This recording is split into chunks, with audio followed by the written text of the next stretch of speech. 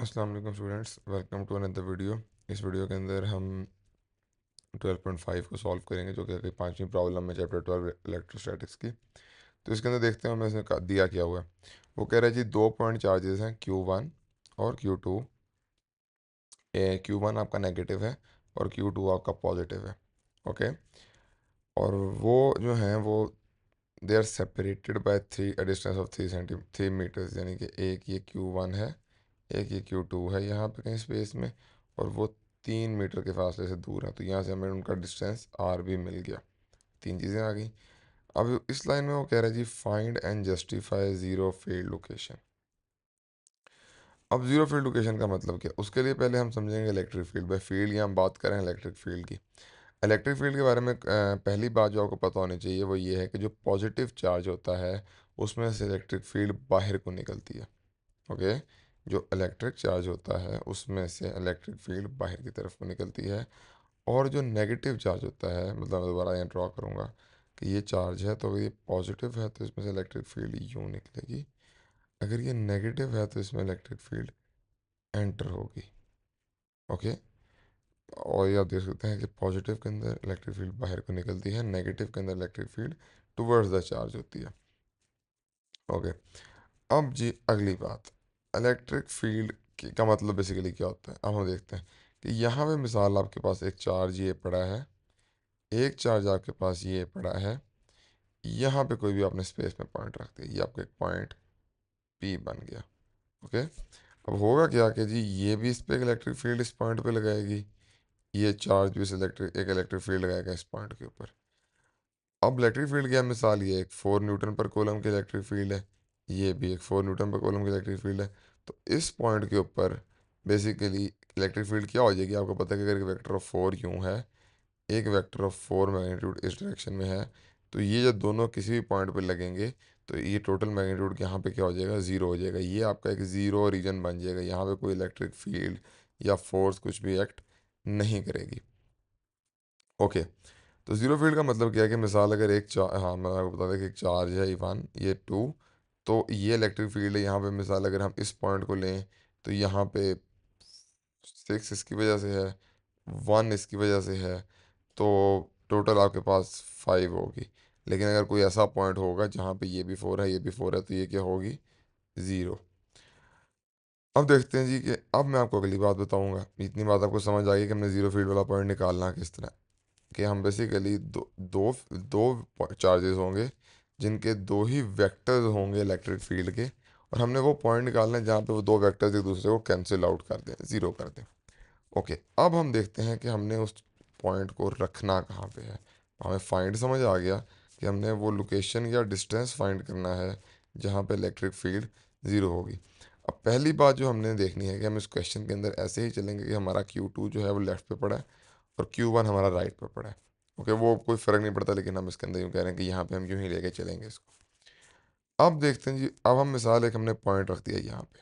Common sense तो ये कहती है कि पॉइंट एक दरमियान में होना चाहिए अगर आपने इन दोनों का कोई ज़ीरो पॉइंट निकालना है वो। लेकिन अब देखें हो क्या रहा है, इस पॉइंट के ऊपर इस चार्ज की इलेक्ट्रिक फील्ड क्या होगी, चार्ज से पॉइंट की तरफ। ये E1 की आप डायरेक्शन देख सकते हैं। ओके। और ये होगी आपकी E2 जो है, सॉरी E2 की डायरेक्शन देते हैं, E2 की डायरेक्शन Q2 की वजह से। अब ये दूसरा चार्ज एक ये भी पड़ा है, इस चार्ज की वजह से इस पॉइंट पे इलेक्ट्रिक फील्ड कितनी होगी, इस पॉइंट से चार्ज की तरफ, यानी कि इस तरफ। अब मेरा आपसे क्वेश्चन है कि अगर एक पॉइंट है जिस पे एक वेक्टर यूं लग रहा है, आप पॉइंट को भी छोड़ दें, आप पॉइंट को समझें एक बॉक्स है, इसके ऊपर एक वेक्टर यूं लग रहा है, एक दूसरा वेक्टर यूं लगेगा, तो क्या इस पे टोटल जो इसका रिजल्ट है वो जीरो होगा। मिसाल एक बॉक्स है, उस पर एक फोर्स ये लग रही है, दूसरी फोर्स ये लग रही है, तो क्या ये फोर्स इस पे ज़ीरो होगी, नहीं। इस पे तो दोनों फोर्सेस या दोनों इलेक्ट्रिक फील्ड ऐड हो जाएंगी। तो इस पॉइंट पे तो electric field E1 plus E2 होगी, ज़ीरो नहीं होगी। ओके। इसका मतलब पॉइंट सेंटर में तो नहीं होगा, जहाँ भी यानी कि सेंटर में कहीं भी होगा तो वो दोनों इलेक्ट्रिक फील्ड की डायरेक्शन सेम हो जाएगी, फिर वो कैंसिल कैसे होंगे। ओके। अब हम चलते हैं जी, अगर हम इस पॉइंट को लेफ्ट पे रखते हैं या राइट पे रखते हैं तो हम देखते हैं क्या होता है। अगर मिसाल ये Q2 है, ये Q1 है, यहाँ पे एक पॉइंट पड़ा है, इस पॉइंट के ऊपर इलेक्ट्रिक फील्ड इस चार्ज की वजह से क्या होगी, चार्ज से पॉइंट की तरफ। ओके। और इस पॉइंट से इस चार्ज की वजह से इस पॉइंट पे इलेक्ट्रिक फील्ड जो है वो चार्ज से इलेक्ट्रिक पॉइंट की तरफ हो, सॉरी, पॉइंट से चार्ज की तरफ होगी। ओके। इस पॉइंट पे नेगेटिव चार्ज Q1 की वजह से इलेक्ट्रिक फील्ड होगी, वो पॉइंट से चार्ज की तरफ होगी, यानी कि जो E1 की डायरेक्शन है वो राइट की तरफ होगी, E2 की जो डायरेक्शन है वो लेफ्ट की तरफ होगी। हाँ, अब आप कहेंगे सर यहाँ पे हो सकता है कि जब E1 E2 के बराबर हो जाए, जब ये फोर्स इसके बराबर हो जाए, ये फोर्स इसके बराबर हो जाए, तो यहाँ पे जो पॉइंट होगा वो ज़ीरो होगा। लेकिन अब अगली बात देखें कि सर वो इधर आएगा या राइट पे आएगा। अब यहाँ पे थोड़ी सी मैं आपसे बात पूछता हूँ। देखें, आप ये समझें कि ये आपका एक पॉइंट है, ये आपका एक बॉक्स है, इसको हम कहेंगे बी। इस बॉक्स पे एक फोर्स लग रही है, एक करीब चीज़ है। अब हमें याद रखना कि जो चीज़ करीब है वो उतनी ही स्ट्रांग है। एक है जो कि बड़ा है, 4 टाइम्स है। एक पुल मशीन है, एक रोप खींचने वाली मशीन है जो कि इसको अपने से दूर कर रही है, सॉरी, ये एक मशीन है जिसकी 4 टाइम्स है पावर, दूर कर रही है। एक छोटी सी मशीन है जो 1 की है मिसाल, वो इसको अपनी तरफ खींच रही है। फ़र्क सिर्फ ये है कि जितना ये बॉक्स जिस भी पॉइंट के करीब होगा, जिस भी इस मशीन के करीब होगा, उतनी ये पुल और स्ट्रांग होगी। ये इसके करीब है तो ये ज़्यादा स्ट्रांग होगी, ये इससे दूर है तो ये कम स्ट्रांग होगी। और चूंकि ये इनिशियली ही स्ट्रांग है, तो ये इनिशियली ही मशीन स्ट्रांग है, बड़ी है, तगड़ी है, इसका मतलब है कि ये जब तक इसको हमने बैलेंस करना है। बैलेंस आप कैसे कर सकते हो, मैं कहूँगा बच्चों, मेरा बैलेंस कैसे करोगे। आप कहोगे सर अगर हम इस बॉक्स को इसके करीब कर दें और इससे दूर कर दें, सेंस बन रही है बात की, कि अगर आप एक पॉइंट को इस चार्ज के करीब कर दें, इस चार्ज के दूर कर दें। अब मैं कहना यहाँ पे असल में ये चाह रहा हूँ कि जो इलेक्ट्रिक फील्ड होती है वो डायरेक्टली प्रोपोर्शनल होती है चार्ज के, इन्वर्सली होती है डिस्टेंस के।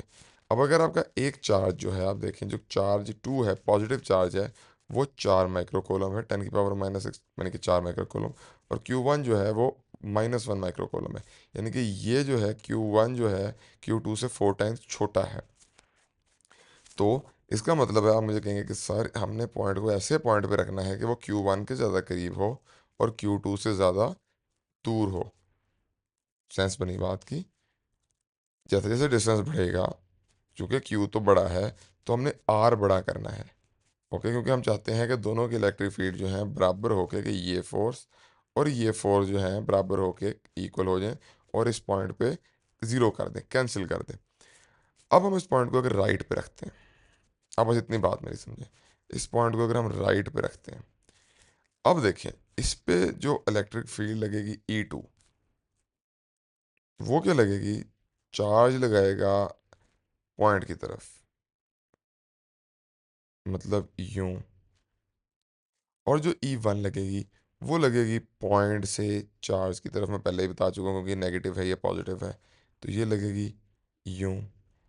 अब क्या होगा, चूंकि ये ज़्यादा बड़ा है तो ये E2 जो है वो रिलेटिवली बड़ी होगी, लेकिन चूंकि डिस्टेंस कम है, तो पॉइंट बीइंग कि ये रीजन है on the right of Q1 जो है, वहाँ पे चार्ज बड़ा है, लेकिन उससे Q2 से हम इतना दूर कर देंगे कि जो ये Q1 का छोटा सा चार्ज है उसकी इलेक्ट्रिक फील्ड जो है वो ऑलमोस्ट बराबर हो जाएगी। इसलिए हम पॉइंट को हमेशा Q2 को लेफ्ट पे रखते हैं, Q1 को राइट पे रखते हैं, और जो P है उसको हम उससे भी राइट पे रखते हैं। अब देखते हैं हमारा सेटिंग क्या हुई। हमारा ही चार्ज Q2 है, उससे 3 मीटर दूर राइट पे एक Q1 है, उससे आगे एक्स डिस्टेंस पे एक पॉइंट है जहां पे बेसिकली ये E2 और E1 क्या हो जाएंगे, इक्वल हो जाएंगे। और उस पॉइंट पे Q से डिस्टेंस उसका क्या है, एक्स, और Q2 से उसका डिस्टेंस क्या होगा, एक्स +3 मीटर। ओके। अब बस अब इतनी बात आपने याद रखनी है कि Q1 से उसका डिस्टेंस कितना होगा, एक्स, Q2 से उसका डिस्टेंस कितना होगा, एक्स, प्लस जो एक्स्ट्रा डिस्टेंस है 3 मीटर। हमने डिस्टेंस कौन सा फाइंड करना है, हमने पॉइंट कौन सा फाइंड करना है, वो फाइंड करना है जहाँ पे E1 E2 के इक्वल हो जाए। सबसे पहले तो हम कहें let P be a point with the distance of x from Q1, उसको हमने x बाहर रख दिया Q1 से। अब हम कहते हैं जी इलेक्ट्रिक फील्ड इंटेंसिटी या इलेक्ट्रिक फील्ड जो है इस पॉइंट पे ड्यू टू Q1 क्या होगी, E1 होगी। E1 इज इक्वल टू के Q1 ओवर आर स्क्वायर। समझ आई? आर क्या है? Distance of that point from the charge. तो Q की जगह क्या आ गया? Q1। आर की जगह क्या आ गया? यहाँ पे आर क्या है? एक्स। तो E1 क्या हो गया? के Q1 over x square. R क्या है? X. Electric field intensity due to Q2 क्या होगी? इस पॉइंट पे Q2 की वजह से क्या इलेक्ट्रिक फील्ड लग रही है, जो इस डायरेक्शन में लग रही है राइट को, वो क्या होगी? के Q2 जो दूसरा चार्ज है ओवर आर स्क्वायर। आर यहाँ पे क्या है? X plus three. देखो आर क्या है? एक्स, यानी कि पी एक्स प्लस थ्री, इतना दूर है। तो ये आपका बन गया। इसके ऊपर यहाँ मैं स्केयर लिखना भूल गया हूँ, यहाँ पे स्केयर भी आएगा। ओके, यहाँ देखो स्केयर लगाया हुआ मैंने। तो अब हमें जो पॉइंट चाहिए वो कौन सा पॉइंट चाहिए? जहाँ पे E1 E2 के इक्वल हो जाए, जहाँ पे ये जो फोर्स है, इलेक्ट्रिक फील्ड है, ये इस इलेक्ट्रिक फील्ड के इक्वल हो जाए, तभी यहाँ पे जीरो फील्ड होगी। ओके, तो ये क्या बन गया जी आपका? अब आपने इन दोनों को एक दूसरे के इक्वल रख दिया, यानी कि हमें वो पॉइंट चाहिए जहाँ पे ये इस चीज़ के इक्वल होगा। Very simple. के की जगह अब के से क्या हुआ? के कट गया। आप सेकेंड ईयर के स्टूडेंट्स में ज्यूम करूँ, आप इतना समझ सकते हैं कि के से क्या हुआ? के कट गया। तो पीछे क्या रह गया? Q1 over x square, Q2 over x square. Q1 का मैग्नीट्यूड क्या है? 1 × 10⁻⁻⁶। Q2 का मैग्नीट्यूड क्या है? 4 × 10⁻⁻⁶। Distance is as it is आगे। 10⁻⁶ भी 10⁻⁶ से कट गया। अब हमारे पास ये रह गया। आप कुछ भी ना करें, आप सिंपली इन दोनों साइड्स का अंडर रूट ले लें। इस स्क्वायर को ख़त्म करने के लिए इधर भी अंडर रूट ले लें, इधर भी अंडर रूट ले लें। इधर क्या रह गया? 1 की जगह 1 आ गया। एक्स स्क्वायर क्या बन गया? एक्स। अंडर रूट से स्क्वायर कट गया। इधर अंडर रूट ने 4 को क्या बना दिया? 2। और अंडर रूट ने इस स्क्वायर को काट दिया। अब आप सिंपली करें, इस एक्स को इधर ले जाएं, इस एक्स प्लस थ्री को इधर ले जाएं। तो क्या बन गया? 2x is equal to x plus three. X गया उधर, x is equal to 3 metre. इसका क्या मतलब है कि एक Q2 था जो कि हमारा पॉजिटिव चार्ज था 4 माइक्रोकोलम का। एक Q1 था जो हमारा -1 माइक्रोकोलम का चार्ज था, वो इसे 3 मीटर राइट पे है। तो अगर हम Q1 से भी 3 मीटर राइट पे पॉइंट लेंगे, ये जो पॉइंट P है, यहाँ पे आपकी इलेक्ट्रिक फील्ड जो है वो ज़ीरो होगी। ज़ीरो होने का मतलब क्या है? कि जो इस पे Q2 की वजह से E2 लग रही है, और जो इस पे Q1 की वजह से E1 लग रही है, सॉरी ये आपकी E2 है, ये 2 है, और ये 1 है, इधर से इधर को, वो दोनों जो हैं वो इक्वल हैं इस पॉइंट के ऊपर। और यहाँ पे आपकी इलेक्ट्रिक फील्ड क्या है? ज़ीरो है। और ये जस्टिफिकेशन आप खुद भी लिख सकते हैं कि here the electric field will be zero, hence here E1 will be equal to E2, hence the electric field will be equal to 0, so this is the zero field point। और ये x is equal to 3 metre भी आप निकालेंगे और ये diagram draw करेंगे, तो that will be enough. Okay, मैं दोबारा रिवाइज कर देता हूँ कि हमें दो चार्जेस दिए थे उसने। एक चार्ज यहाँ था 3 मीटर दूर, एक चार्ज यहाँ था, और हमने एक पॉइंट लिया उसके राइट पे, छोटे चार्ज के राइट पे। हमने निकालना था जीरो फील्ड पॉइंट। एक हमने एज्यूम किया पॉइंट, हमने एक पॉइंट एज्यूम कर लिया जो एक्स के फासले पे था Q1 से। हमने वो पॉइंट निकालना है जहाँ पे इलेक्ट्रिक फील्ड हमारी जीरो हो, यानी कि E1 हमारा E2 के इक्वल हो। हमने पहले E1 निकाली, उसका फार्मूला निकाला, फिर हमने E2 का फार्मूला निकाला, डिस्टेंस को हमने x+3 ले लिया, ऊपर वाले में x ले लिया, उन दोनों को इक्वल किया।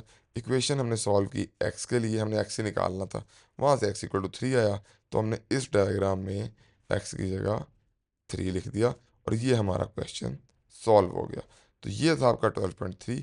ये उसकी एक एक्स्ट्रा एक्सप्लेनेशन है यहाँ पे। ये आपका मेन न्यूमेरिकल है, और दैट्स अबाउट इट। और मेरे ख्याल से आपको इलेक्ट्रिक फील्ड्स की बेहतर समझ आ गई होगी, तो इंशाल्लाह अगले न्यूमेरिकल्स में भी आपको हेल्प होगी।